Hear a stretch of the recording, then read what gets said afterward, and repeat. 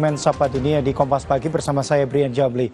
Sorak-sorai warga Gaza memenuhi jalanan di Deir al-Bala menyusul kabar gencatan senjata antara Israel dan Hamas.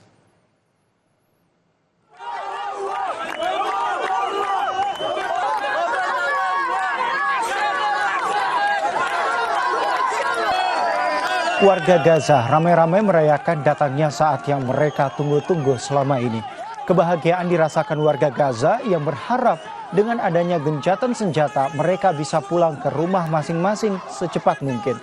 Gencatan senjata Israel Hamas ini meningkatkan kemungkinan untuk mengakhiri pertempuran serta serangan Israel ke Gaza.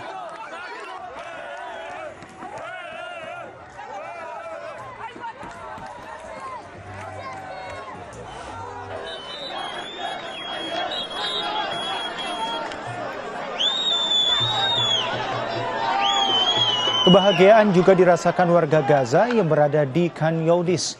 Warga merayakan kabar gencatan senjata dengan menari dan juga bersorak-sorai meluapkan kegembiraannya. Kesepakatan ini tercapai setelah negosiasi panjang di ibu kota Qatar dengan poin kesepakatan antara lain pembebasan sandera oleh Hamas dan juga tahanan Palestina oleh Israel. Sementara warga Gaza yang selama ini mengungsi sejak serangan Israel 7 Oktober 2023 juga mulai diperbolehkan pulang ke rumah masing-masing secara bertahap.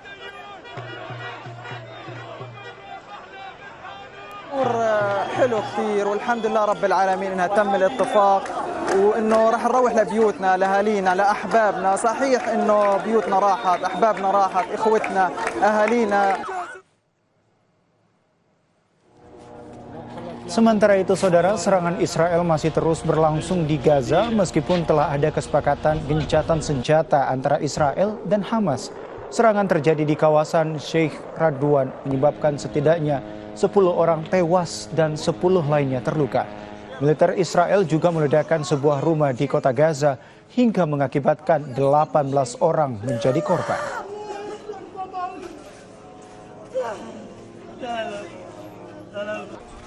Saudara, kesepakatan gencatan senjata diumumkan oleh Perdana Menteri Qatar, Sheikh Mohammed bin Abdulrahman Al Thani.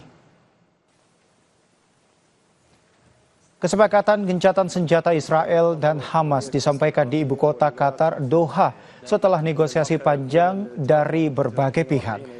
Kesepakatan gencatan senjata akan efektif berlangsung Minggu 19 Januari 2025. 3 ofisial dari Amerika Serikat dan juga perwakilan dari Hamas telah mengkonfirmasi kesepakatan gencatan senjata tersebut.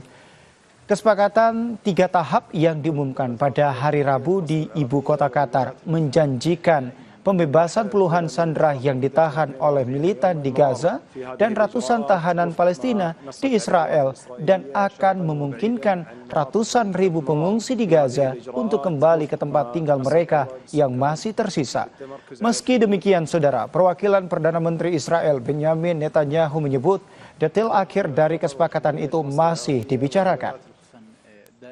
المرحلة الأولى من الاتفاق ومدتها سر دولة قطر وجمهورية مصر العربية والولايات المتحدة الأمريكية الإعلان عن نجاح جهود الوساطة المشتركة بوصول طرفي النزاع في قطاع غزة إلى اتفاق بشأن تبادل الأسرى والرهائن والعودة إلى الهدوء المستدام وصولا لوقف دائم لإطلاق النار بين الجانبين، بالإضافة إلى إيصال كميات مكثفة من المساعدات الإنسانية والإغاثية للأشقاء الفلسطينيين في قطاع غزة.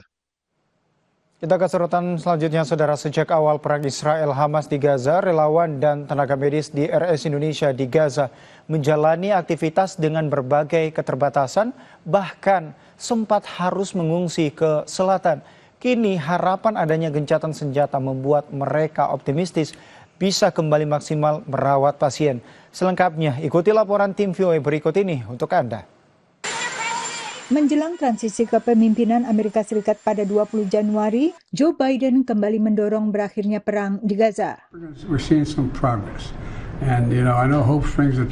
Presiden terpilih Amerika Serikat Donald Trump juga mengulangi ultimatumnya agar Hamas melepas semua tawanan sebelum ia dilantik. If they're not back by the time I get into office, all hell will break out in the Middle East. Dalam negosiasinya untuk mengakhiri perang, pemerintahan Biden berkoordinasi dengan tim dari Trump di saat negosiasi dipimpin utusan Biden, Amos Hochstein. Calon utusan khusus Timur Tengah Trump, Steve Witkoff, juga berbicara dengan pejabat Qatar yang menjadi perantara bagi Hamas. I actually believe that we're working in tandem in a really good way, but it's the president, his reputation, the things that he has said that are driving this negotiation. Israel dan Hamas akhirnya semakin dekat ke kesepakatan gencatan senjata dengan sejumlah fase penarikan pasukan Israel dan fase pembebasan sandera serta pertukaran tawanan.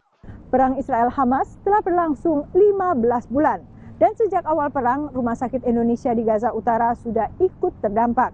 Rumah sakit ini baru dibuka lagi pada pertengahan 2024 sebelum akhirnya kembali tidak beroperasi maksimal. Dengan meningkatnya intensitas serangan pasukan pertahanan Israel atau IDF beberapa bulan terakhir.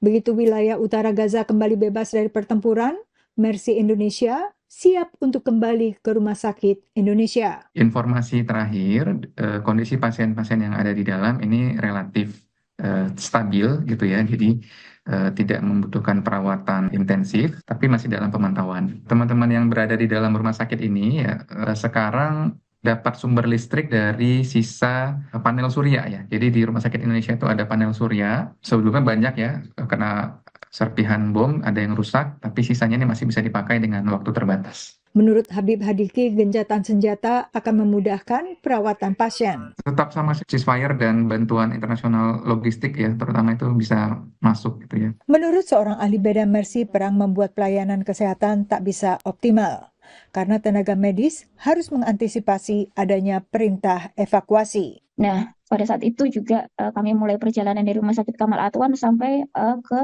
depan Rumah Sakit Indonesia. Nah, pada saat itu kami bisa menghubungi liaison officer kami dari Mercy untuk memberitahukan dan mengkoordinasikan, membantu menghubungi WHO dan UN terkait kondisi kami, bahwa kami terjadi penyerangan darat dan kami diminta untuk evakuasi. Ketatnya pemeriksaan juga memperlambat gerak tenaga medis. Di holding point kita menunggu sekitar 2 jam sambil menunggu green light.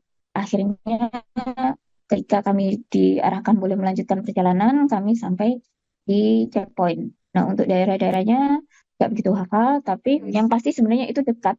Karena secara perhitungan peta normal tanpa penundaan itu sebenarnya itu bisa ditempuh dalam jarak waktu 20 menit. Baik Rumah Sakit Indonesia maupun Rumah Sakit Kamal Atwan berada di Beit Lahia, Gaza Utara. Menurut Kementerian Kesehatan Gaza, perang telah membuat sedikitnya 26 rumah sakit tak bisa beroperasi penuh. Dari Washington DC, Yuni Salim dan tim VOA. Kita ke sorotan lain, saudara. Untuk pertama kalinya dalam sejarah Korea Selatan, seorang presiden ditangkap. Presiden Korea Selatan yang dimaksudkan Yoon Suk Yeol ditangkap Rabu waktu setempat.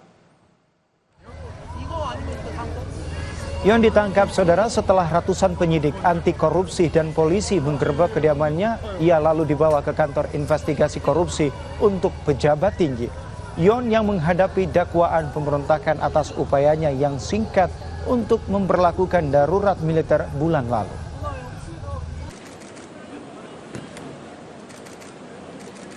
저는 오늘 이들이 경호 보안 구역을 소방 장비를 동원해서 침입해 들어오는 것을 보고 불미스러운 유혈 사태를 막기 위해서 일단 불법 수사이긴 하지만 공수처 출석에 응하기로 했습니다. 그러나 제가 이 공수처의 수사를 인정하는 것은 아닙니다. Saudara, ahli medis terus memantau penyebaran flu burung setelah terjadinya kasus kematian pasien pertama di Louisiana, Amerika Serikat. Informasinya usai jeda, tetaplah bersama